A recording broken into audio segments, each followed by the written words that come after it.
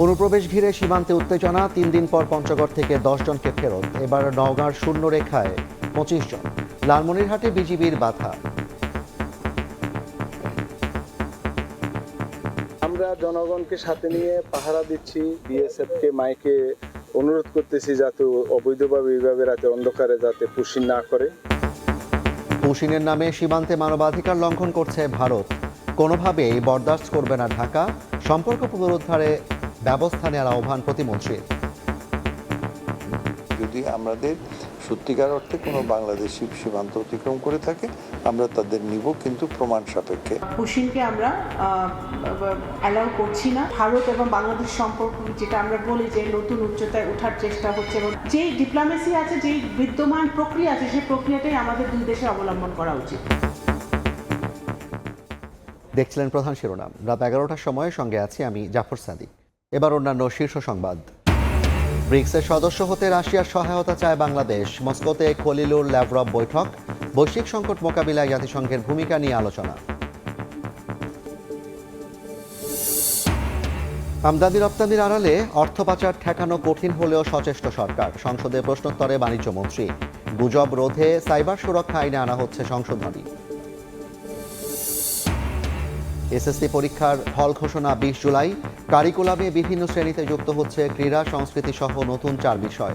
জুলাই থেকে school dress, bag, জুতা বিতরণ শুরু।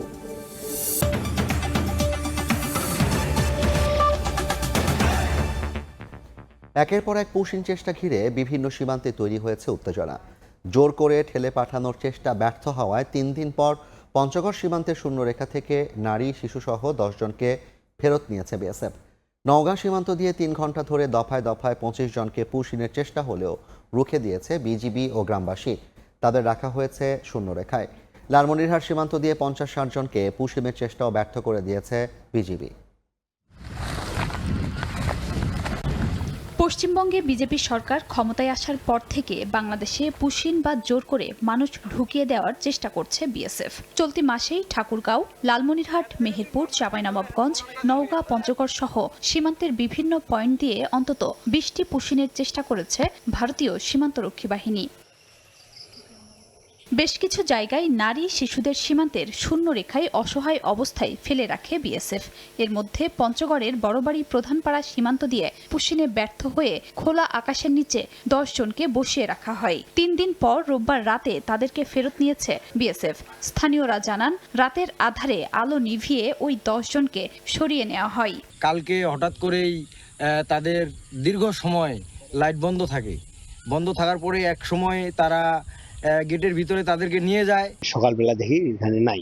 এখন পরিস্থিতি ভালো আছে, ইন্ডিয়ান বিএসএফও এখন নাই, উত্তেজনা নেই। রাতে 2:40-এর দিকে ওরা প্রথমে বর্ডার সিকিউরিটি লাইট অফ করে দিয়ে পরে ওদেরকে নিয়ে চলে গেছে। আমাদেরকে জানিয়েছে, আমরা সতর্ক ছিলাম যাতে নিয়ে যাওয়ার কথা বলে আবার অন্য কিছু না করে। রোববার রাত 10টা থেকে 3 ঘন্টা ধরে অন্তত 10 বার 25 জনকে নওগাঁর নিতপুর সীমান্ত দিয়ে জোর করে ঠেলে পাঠানোর চেষ্টা করে বিএসএফ। তবে তা রুখে দেয় বিজিবি ও গ্রামবাসী। বর্তমানে পুনর্ভবা নদীর শূন্যরেখায় অবস্থান করছেন তারা। ইন্ডিয়ার লোকজনকে রেখে দিয়েছে শূন্য রেখায়। ওনারা বাংলাদেশে ঢোকার জন্য খুব আপ্রাণ চেষ্টা করছে। বিএসএফ আসছিল এই গাছের এখানে। ওরা লিয়ানে প্রায় 20 থেকে 25 জন ইন্ডিয়ান নাগরিক এনে তারা পুশিনের চেষ্টা করেছিল। আমরা গ্রামবাসী, বিজিবি মিলে আমরা প্রতিরোধ করেছি। বাংলাদেশ বিজেপি জানার পরে এবং এলাকাবাসী সবাই মিলে একসাথে প্রতিরোধ করে তারা পুশিন করতে ব্যর্থ হয়েছে। অবৈধ প্রবেশ ঠেকাতে দিনাজপুরের হিলি সীমান্তেও জোরদার করা হয়েছে টহল। 2 দিন আগে হিলির ঘাসুরিয়া সীমান্ত দিয়ে 5 জনকে পুশিনের চেষ্টা করলে রুখে দেন বিজিবি সদস্য ও গ্রামবাসী। লালমনিরহাট সীমান্ত দিয়ে বারবার পুশিনের চেষ্টা করে যাচ্ছে বিএসএফ। রোববার রাতেও 50 থেকে 60 জনকে ঠেলে পাঠানোর চেষ্টা ব্যর্থ করে দেয় বিজিবি। খাদিজা স্বপ্না, সময় সংবাদ। পুশিনের নামে সীমান্তে চলছে মানবাধিকার লঙ্ঘন। আইনের তোয়াক্কা করছে না বিএসএফ, বলছেন বিশ্লেষকরা। আর পররাষ্ট্র প্রতিমন্ত্রীর সাফ কথা, কোনোভাবেই বরদাস্ত করা হবে না পুশিন। সম্পর্ক পুনরুদ্ধারে ভারতকে ব্যবস্থা নেওয়ার আহ্বান জানান শামা ওবায়েদ। ফায়ার করতে বাধ্য হব, সাবধান, পশ্চিমবঙ্গে বিজেপি সরকার ক্ষমতায় আসার পর থেকে বাংলাদেশ সীমান্তে পুশিন নিয়ে উত্তেজনা শুরু হয়েছে। বাংলাদেশি দাবি করে প্রতিদিনই পুশিনের চেষ্টা অব্যাহত রাখছে ভারতীয় সীমান্তরক্ষী বাহিনী বিএসএফ। এ অবস্থায় নয়াদিল্লিতে অনুষ্ঠিত হচ্ছে বিজিবি বিএসএফ বৈঠক, যেখানে আলোচনায় অগ্রাধিকার পেতে পারে পুশিন ইস্যু। সীমান্তে অস্থিরতা উভয় দেশের জন্য ক্ষতিকর দাবি করে বিশ্লেষকরা বলছেন, পশ্চিমবঙ্গে বিজেপি সরকার ক্ষমতায় আসার পর সীমান্ত সংকট প্রকট হয়েছে। খুবই ব্লেটেন্ট বাংলাদেশ বিরোধিতা শুভেন্দু অধিকারী এবং তার দলের, সেখান থেকে তারা বের হয়ে আসতে পারেননি এবং সেটাকে উপজীব্য করেই তারা এখন মনে হচ্ছে যে তারা পশ্চিমবঙ্গে ক্ষমতাকে আরো সুসংহত করতে চাইছেন। কিন্তু এই যে তথাকথিত অবৈধ বাংলাদেশি তারা খুঁজে বের করেছে, এবং এর মধ্যে অবৈধ বাংলাদেশি থাকতেও পারে, আমি জানি না, ভেরিফিকেশন হওয়া প্রয়োজন। এটি ফেরত পাঠানোর আন্তর্জাতিক স্বীকৃত অনেক পদ্ধতি আছে এবং সিভিলাইজড অনেক পদ্ধতি আছে যেটি অন্যান্য রাষ্ট্র অনুসরণ করে, ভারত সেটি করতে পারত। অবৈধ অনুপ্রবেশের চেষ্টার সমালোচনা করে বিশ্লেষকরা বলছেন, ভারতে অবৈধ বাংলাদেশি থাকলে প্রমাণ সাপেক্ষে আন্তর্জাতিক আইন মেনে ব্যবস্থা নিতে হবে। যদি আমাদের সত্যিকার অর্থে কোনো বাংলাদেশি সীমান্ত অতিক্রম করে থাকে, আমরা তাদের নিব, কিন্তু প্রমাণ সাপেক্ষে, এবং সেটা আমরা করব। অশান্ত সীমান্ত কোনোদিনই আমাদের জন্য কারোর জন্য শুভকর হবে না। পুশিন বন্ধে দিল্লিকে কার্যকর ব্যবস্থা নেওয়ার আহ্বান জানিয়ে পররাষ্ট্র প্রতিমন্ত্রী বলেন, নতুবা দ্বিপাক্ষিক সম্পর্ক পুনরুদ্ধারে প্রভাব পড়তে পারে। কোনোভাবেই পুশিনকে আমরা অ্যালাউ করছি না। আমরা আশা করব যে ভারত সরকার এটা তারা সিরিয়াসলি নেবে এবং যথাযথ প্রক্রিয়ার মাধ্যমে, যথাযথ মেকানিজম এবং ডিপ্লোমেসির মাধ্যমে আমাদের এই কাজটি তারা সমাধান করবে। ভারত এবং বাংলাদেশ সম্পর্ক, যেটা আমরা বলি যে নতুন উচ্চতায় ওঠার চেষ্টা হচ্ছে, এবং ওনারাও একটি প্যারাডাইম শিফটের কথা বলেন, সেই প্যারাডাইম শিফটটা যদি হতে হয় তাহলে এই কাজগুলা, যেই ডিপ্লোমেসি আছে, যেই বিদ্যমান প্রক্রিয়া আছে, সেই প্রক্রিয়াটাই আমাদের দুই দেশের অবলম্বন করা উচিত। পররাষ্ট্র প্রতিমন্ত্রী জানিয়েছেন, ইতোমধ্যে পুশিন নিয়ে ভারতকে 12 থেকে 13টি চিঠি দিয়েছে ঢাকা। বুলবুল রেজা, সময় সংবাদ, ঢাকা। দেশের আইনশৃঙ্খলা পরিস্থিতি উদ্বেগজনক, টিআইবির এমন দাবি নাকচ করেছেন স্বরাষ্ট্রমন্ত্রী সালাউদ্দিন আহমদ। গত বছরের চেয়ে দেশের আইনশৃঙ্খলা পরিস্থিতির অনেক উন্নতি হয়েছে বলে জানান তিনি। দুপুরে সচিবালয়ে তিনি বলেন, সাম্প্রতিক বিভিন্ন ঘটনায় পেশাদারিত্বের সঙ্গে দায়িত্ব পালনকারী 15 পুলিশ সদস্যকে পুরস্কৃত করেছে সরকার। টিআইবি রিপোর্টটা আমার সামনে নাই, আর টিআইবি রিপোর্ট করে পত্রিকার কাটিংয়ের উপরে। টিআইবি কোনো তদন্ত করে না। টিআইবি প্রকৃত ঘটনা জাজ করে তারপরে কোনো স্টেটমেন্ট দেয় না। আমাদের সামনে যেটা আছে সেটা হলো পুলিশের অপরাধ চিত্র, এবং সেই অপরাধ চিত্রটা জেলা থেকে আমরা কালেকশন করি, এটা আমাদের রুটিন ওয়ার্ক, এবং সেটা প্রকৃত তথ্য। আর পত্রিকান্তরে অনেক খবর প্রকাশিত হয়, সেগুলো আমরা অবশ্যই নজরে আনি এবং সেগুলো খোঁজখবর নেই। প্রত্যেকটা ঘটনা যে সঠিক সেরকম বলা যাবে না।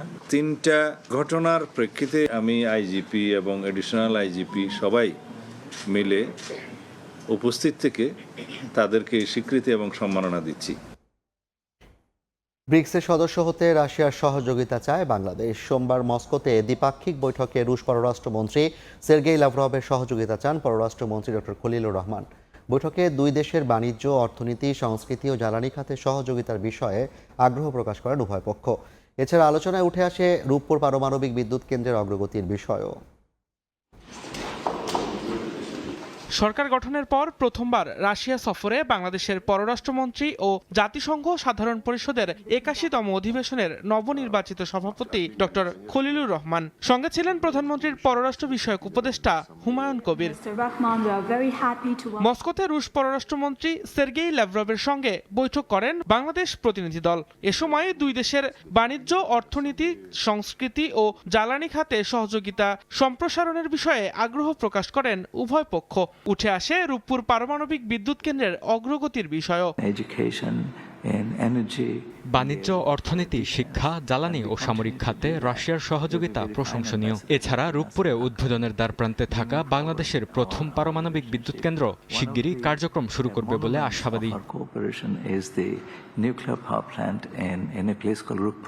জাতিসংঘের কার্যকারিতা বৃদ্ধি, বহুপাক্ষিক কূটনীতি শক্তিশালী করা এবং বৈশ্বিক সংকট মোকাবিলায় জাতিসংঘের ভূমিকা নিয়ে আলোচনা করেন রুশ পররাষ্ট্রমন্ত্রী ল্যাভরভ। বৈশ্বিক পরিস্থিতি পরিস্থিতি ক্রমশ উত্তপ্ত ও জটিল হয়ে উঠছে। এজন্য বহুপাক্ষিক কূটনীতি আরও শক্তিশালী করা আবশ্যক। বৈঠক শেষে যৌথ সংবাদ সম্মেলন করেন দুই পররাষ্ট্রমন্ত্রী। ব্রিক্সের সদস্য হতে রাশিয়ার সহযোগিতা চায় বাংলাদেশ। বিষয়টিকে ইতিবাচকভাবে বিবেচনার আশ্বাস দেন রুশ পররাষ্ট্রমন্ত্রী। ব্রিক্সের সদস্য হিসেবে বাংলাদেশের সম্ভাব্য অন্তর্ভুক্তির ক্ষেত্রে রাশিয়ার সহযোগিতা প্রয়োজন।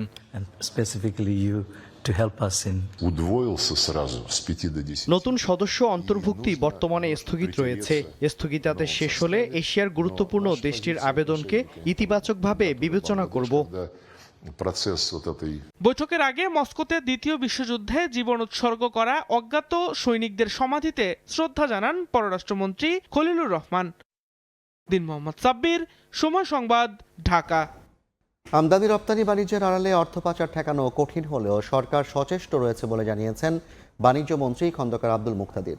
বিকেলে বাজেট অধিবেশনের দ্বিতীয় দিনে প্রশ্নোত্তরে স্বরাষ্ট্রমন্ত্রী জানান, সামাজিক মাধ্যমে গুজব ও অপতথ্য রোধে সাইবার সুরক্ষা আইনের সংশোধনী আনা হচ্ছে, শাস্তির বিধানেও আনা হচ্ছে পরিবর্তন।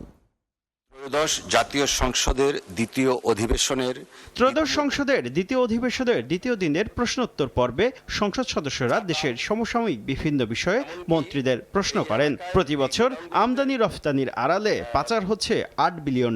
সংসদে এমন তথ্য তুলে ধরে পাচার বন্ধে সরকার কি পদক্ষেপ নিয়েছে তা জানতে চান ব্রাহ্মণবাড়িয়া 2 আসনের সংসদ সদস্য রুমিন ফারহানা।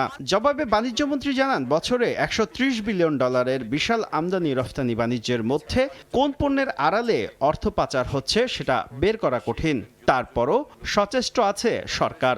আমদানি এবং রপ্তানির আড়ালে প্রতি বছর $8 বিলিয়ন মতন টাকা বিদেশে পাচার হয়ে যাচ্ছে।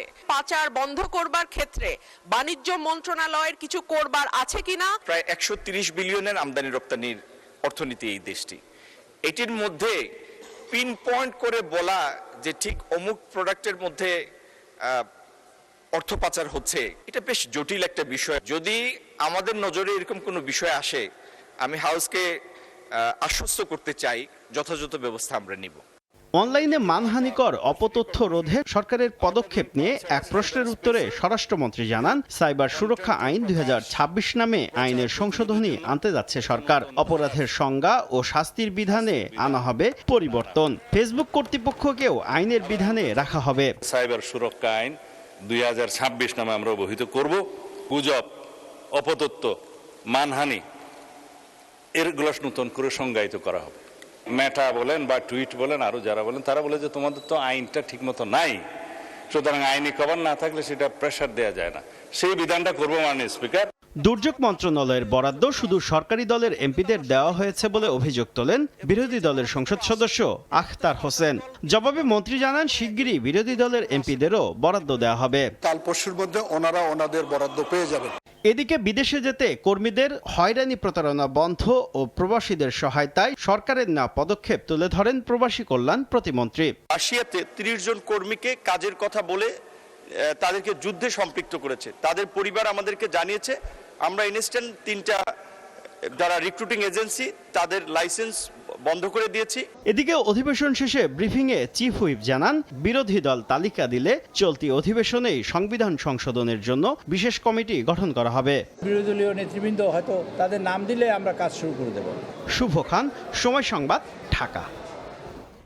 নারায়ণগঞ্জের রূপগঞ্জে নির্মাণাধীন গন্ধর্বপুর শোধনাগার থেকে প্রথম ধাপে 50 কোটি লিটার পানি রাজধানীতে সরবরাহ করা হবে। দ্বিতীয় ধাপের কাজ সম্পন্ন হলে যুক্ত হবে আরও 50 কোটি লিটার। সকালে প্রকল্প এলাকা পরিদর্শন শেষে এ তথ্য জানান স্থানীয় সরকার মন্ত্রী মির্জা ফখরুল ইসলাম আলমগীর। জানান, প্রায় 10,000 কোটি টাকা ব্যয়ের এ প্রকল্পের 97% কাজ সম্পন্ন হয়েছে। ক্রমবর্ধমান পানির চাহিদা পূরণে এ প্রকল্প গুরুত্বপূর্ণ ভূমিকা রাখবে বলেও জানান মন্ত্রী। রাজধানীর ভূগর্ভস্থ পানির স্তর নিচে নেমে যাওয়ায় বিকল্প ও টেকসই উৎস নিশ্চিতে মেঘনার পানি শোধনের এই উদ্যোগ হাতে নেওয়া হয়েছে। আগামী বছরের মধ্যে পূর্ণাঙ্গ কার্যক্রম চালুর আশা মন্ত্রীর।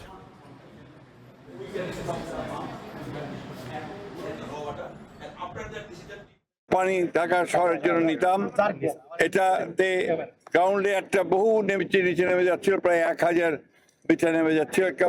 একটা ভয়াবহ একটা পরিস্থিতির সৃষ্টি হতে যাচ্ছে। সেটাকে মোকাবেলা করার জন্য মেঘনা থেকে পানি নিয়ে এসে পানিকে ট্রিটমেন্ট করে ঢাকা মহানগরীর নাগরিকদের পানি সরবরাহ করার ওয়াসা এই প্রজেক্ট গ্রহণ করেছে। এখনও ব্যবহারিক পরীক্ষা চলমান থাকলেও 20 জুলাই এসএসসি ও সমমান পরীক্ষার ফল প্রকাশ করা হবে বলে জানিয়েছেন শিক্ষামন্ত্রী। সচিবালয়ের সংবাদ সম্মেলনে তিনি আরও জানান, আগামী শিক্ষাবর্ষ থেকে বিভিন্ন শ্রেণীতে যুক্ত হচ্ছে 4টি নতুন বিষয়। এদিকে জুলাই থেকে প্রাথমিক স্কুল ড্রেস, ব্যাগ, জুতা বিতরণ শুরু হবে বলে জানিয়েছেন প্রতিমন্ত্রী। চলতি বছর এসএসসি ও সমমান পরীক্ষা শুরু হয় 21 এপ্রিল, লিখিত পরীক্ষা শেষ হয় 20 মে। এখনও চলছে ব্যবহারিক পরীক্ষা। এবার অংশ নিয়েছেন 18,57,344 জন। এসএসসি পরীক্ষা পুরোপুরি শেষ না হলেও শিক্ষামন্ত্রী জানান ফল প্রকাশ করা হবে 20 জুলাই। সোমবার সচিবালয়ে সংবাদ সম্মেলনে আরও জানান, আগামী বছর 7 জানুয়ারি থেকে শুরু হবে এসএসসি পরীক্ষা। এসএসসি রেজাল্ট আমরা 20 জুলাই আউট করব, সেই নির্দেশনা আমরা দিয়ে দিয়েছি এবং পরবর্তীতে আমাদের এসএসসি পরীক্ষার রুটিন এবং আমরা সবকিছু অ্যানাউন্স করেছি। মন্ত্রী জানান, স্কুল পর্যায়ের শিক্ষার্থীদের কারিকুলাম পরিমার্জনের কাজ চলছে। আগামী শিক্ষাবর্ষ থেকে বিভিন্ন শ্রেণীতে যুক্ত হচ্ছে ক্রীড়া, সংস্কৃতি, কারিগরি বৃত্তি এবং লার্নিং উইথ হ্যাপিনেস নামে 4টি নতুন বিষয়। পরিমার্জনের জন্য আমরা বসছি এবং সেগুলি আমরা রেডি করে ফেলেছি। আর আমরা 2027-এর বই আমরা 2026-এর ডিসেম্বর 25-এর ভিতরে দেব। কারিকুলামের উপর ব্যাপক কাজ চলছে। টোটাল চেঞ্জ যেটা আশা করছেন সেটা আমরা কাজ শুরু করেছি, 2028-এ গিয়ে আপনারা সেটা দেখতে পাবেন। এদিকে প্রাথমিক ও গণশিক্ষা প্রতিমন্ত্রী ববি হাজ্জাদ জানান, আগামী জুলাই থেকেই প্রাথমিক শিক্ষার্থীদের স্কুল ড্রেস, ব্যাগ ও জুতা মোজা দেয়া শুরু হবে। কার্যক্রম উদ্বোধন করবেন প্রধানমন্ত্রী তারেক রহমান। সরকারি প্রাথমিক বিদ্যালয়ের শিক্ষার্থীদের ফ্রি ইউনিফর্ম দেওয়ার ব্যবস্থা করছি। আগামী জুলাই আগস্টের ভিতরে আমরা পাইলটে যাচ্ছি। এই পাইলটে পাট মন্ত্রণালয় থেকে 5 লক্ষ পাটের স্কুল ব্যাগ প্রদান করবে। ইউনিফর্ম এবং জুতো স্টুডেন্টসদের কাছে, প্রাথমিকের শিক্ষার্থীদের কাছে পৌঁছে দেয়া, সেখানে এলজিআরডি মন্ত্রণালয় থেকেও বড়ভাবে ওনারা আমাদেরকে সহযোগিতা করবেন। পাইলট প্রকল্পের আওতায় প্রথম পর্যায়ে 1 লাখ শিক্ষার্থীকে স্কুল ড্রেস সহ বিভিন্ন সামগ্রী দেয়া হবে বলেও জানান প্রতিমন্ত্রী। প্রসূন আশিস, সময় সংবাদ, ঢাকা। এবার বাণিজ্যের সংবাদ।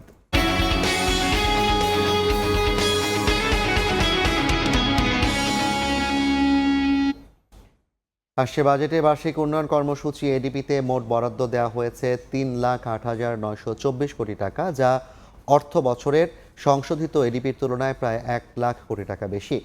এর মধ্যে সবচেয়ে বেশি বরাদ্দ পেয়েছে পরিবহন ও যোগাযোগ খাত। বাড়ানো হয়েছে স্বাস্থ্য ও শিক্ষা খাতের বরাদ্দ। 11 জুন সংসদে 2026-27 অর্থ বছরের বাজেট প্রস্তাব পেশ করবেন অর্থমন্ত্রী। নতুন অর্থ বছরের প্রস্তাবিত বাজেটে বার্ষিক উন্নয়ন কর্মসূচি এডিপিতে মোট বরাদ্দ দেওয়া হয়েছে 3,08,924 কোটি টাকা, যা মোট প্রস্তাবিত বাজেটের প্রায় 33.5%। এর মধ্যে 16.7% বরাদ্দ পেয়ে তালিকার শীর্ষে পরিবহন ও যোগাযোগ খাত। বরাদ্দ দেওয়া হয়েছে 50,092 কোটি টাকা। মোট বরাদ্দে 15.86% পেয়ে তালিকার দ্বিতীয় অবস্থানে শিক্ষা খাত। বরাদ্দ পেয়েছে 47,591 কোটি টাকা। বেড়েছে স্বাস্থ্য খাতের বরাদ্দ, 35,530 কোটি টাকা বরাদ্দ দেওয়া হয়েছে প্রস্তাবিত এডিপিতে। বিদ্যুৎ ও জ্বালানি খাতে 10.9% বরাদ্দ দেওয়া হয়েছে টাকার হিসেবে, যা দাঁড়ায় 32,691 কোটি টাকা। আর এডিপির মোট বরাদ্দে 3.61% পেয়েছে কৃষি খাত। অন্তরা সেন, সময় সংবাদ, ঢাকা। আসছে বাজেটেও সাধারণ মানুষের ওপর বাড়ছে করের বোঝা। চলতি অর্থ বছরের তুলনায় 2026-27 অর্থ বছরে 38,000 কোটি টাকার বেশি ভ্যাট আদায়ের লক্ষ্য দেওয়া হচ্ছে এনবিআরকে। আয়কর খাতে 2,23,000 আর আমদানি রপ্তানি শুল্কে 1,57,000 কোটি টাকা আদায়ের দায়িত্ব পড়তে যাচ্ছে সংস্থাটির কাঁধে। MS আরেফিনের report. বাজেট বাস্তবায়নে যে অর্থের দরকার হয় তার সিংহভাগ বা প্রায় 38% বেশি আসে মূল্য সংযোজন কর, ভ্যাট থেকে। অর্থ মন্ত্রণালয় সূত্র বলছে 2026-27 অর্থ বছরের প্রস্তাবিত বাজেটে 2,23,480 কোটি টাকা ভ্যাট আদায়ের লক্ষ্য পাচ্ছে এনবিআর, যা চলতি অর্থ বছরের চেয়ে 38,850 কোটি টাকা বেশি। রাজস্ব আদায় লক্ষ্যমাত্রা বাড়ানো হচ্ছে আয়কর ও ভ্রমণ খাতেও। নতুন অর্থ বছরে এই খাত থেকে 37% আয় করতে চায় এনবিআর, যার আকার হতে যাচ্ছে 2,23,480 কোটি টাকা। চলতি অর্থ বছরে যা ছিল 1,75,730 কোটি টাকা। আমদানি ও রপ্তানি খাতে শুল্ক বাবদ এনবিআরকে আদায় করতে হবে 1,57,000 কোটি টাকার বেশি। এই চলতি অর্থ বছরের তুলনায় লক্ষ্যমাত্রা বাড়ছে 27,300 কোটি টাকা। খুব ভালোভাবে আসছে। তবে কর প্রশাসনের আধুনিকায়ন ও প্রাতিষ্ঠানিক সংস্কার না করে শুধু লক্ষ্য বাড়িয়ে রাজস্ব আদায়ে গতি ফিরবে না বলে মনে করেন এই অর্থনীতিবিদ। সরকার রাজস্ব আহরণ বাড়ানোর যে উদ্যোগ পরিকল্পনা গ্রহণ করছে, এবার সরকার একটা বিগ পুশ দিচ্ছে, কিন্তু বিগ পুশ দিয়ে রাজস্ব আহরণ আপনার রাতারাতি বাড়াতে পারবেন না। রাজস্ব আহরণ বাড়ানোর জন্য আপনাকে খুব মানে ধীরে ধীরে কাজ করতে হবে, আপনার কর জাল বাড়াতে হবে। কিন্তু করের পরিমাণ যদি আপনি বাড়িয়ে দেন, যারা রেগুলার ট্যাক্স পেয়ার তারা কিন্তু নিরুৎসাহিত হয়ে যাবে।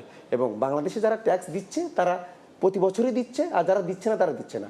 আমার কথা হচ্ছে যে রাজস্ব আহরণ বাড়ানোর জন্য সরকারকে ভ্যাট ফাঁকি যারা দিচ্ছে তাদেরকে আইনের আওতায় আনতে হবে। 2026-27 অর্থ বছরে মোট 6,04,000 কোটি টাকা রাজস্ব আদায়ের লক্ষ্য পেতে যাচ্ছে জাতীয় রাজস্ব বোর্ড এনবিআর। MS আরিফিন, সময় সংবাদ, ঢাকা। ভাতা বৃদ্ধি, বেসরকারি প্রশিক্ষণার্থীদের ভাতা প্রদান সহ 6 দফা দাবি পূরণের বিষয়ে সরকারের আশ্বাস মেলার পর চলমান কর্মবিরতি ও ক্লাস বর্জন কর্মসূচি প্রত্যাহার করেছেন ইন্টার্ন ও পোস্ট গ্র্যাজুয়েট চিকিৎসকরা। সোমবার স্বাস্থ্য অধিদপ্তরের সভাকক্ষে স্বাস্থ্য ও পরিবার কল্যাণ মন্ত্রণালয়ের সচিব, স্বাস্থ্য অধিদপ্তরের মহাপরিচালক এবং স্বাস্থ্য শিক্ষা অধিদপ্তরের মহাপরিচালকের উপস্থিতিতে মতবিনিময় সভা করেন চিকিৎসক প্রতিনিধিরা। সভা শেষে যৌথ সংবাদ সম্মেলনে কর্মসূচি প্রত্যাহারের কথা জানানো হয়।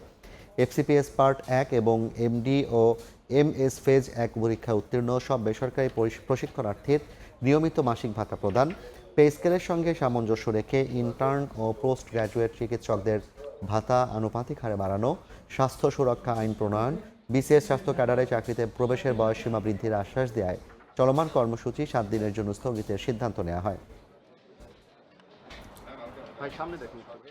সব সমস্যার সমাধান করা সম্ভব, তো আমার বিশ্বাস যে আমরা এই আলোচনা আরও আমরা অব্যাহত থাকবে এবং ওনাদের এই দাবি দেওয়াগুলো আমরা বাস্তবায়ন নিশ্চয়তা আমরা দিচ্ছি। আমরা ওনাদেরকেও ধন্যবাদ দিচ্ছি যে আমাদেরকে সহযোগিতা করার জন্য, কারণ আমাদের সবারই উদ্দেশ্য হলো আমাদের যে মানুষগুলো চিকিৎসা সেবার জন্য আসে তাদের যেন চিকিৎসা সেবা ব্যাহত না হয়। একটি ফলপ্রসূ আলোচনা হয়েছে এবং এই আলোচনার পরিপ্রেক্ষিতে এবং স্যারদের আশ্বাসের ভিত্তিতে আমরা 7 কর্মদিবসের জন্য আমাদের যে কর্মবিরতি চালু ছিল এবং আমাদের স্টুডেন্টদের যে ক্লাস বর্জন কর্মসূচি ছিল সেটা 7 কর্মদিবসের জন্য স্থগিত করা হয়েছে।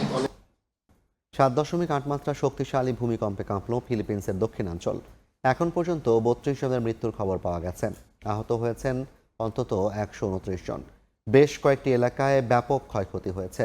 ভূমিকম্পের পর ফিলিপিন্স, ইন্দোনেশিয়া, জাপান সহ কয়েকটি দেশে সুনামি সতর্কতা জারি করা হলেও পরে তা প্রত্যাহার করে নেওয়া হয়। ধসে পড়ছে একের পর এক ভবন, জীবন বাঁচাতে ছুটছেন মানুষ। স্থানীয় সময় সোমবার সকালে শক্তিশালী ভূমিকম্পে হঠাৎই কেঁপে ওঠে ফিলিপিন্সের দক্ষিণাঞ্চল মিন্দানাও দ্বীপ। বহু ভবন ক্ষতিগ্রস্ত হয়েছে, হতাহত হয়েছেন বেশ কয়েকজন।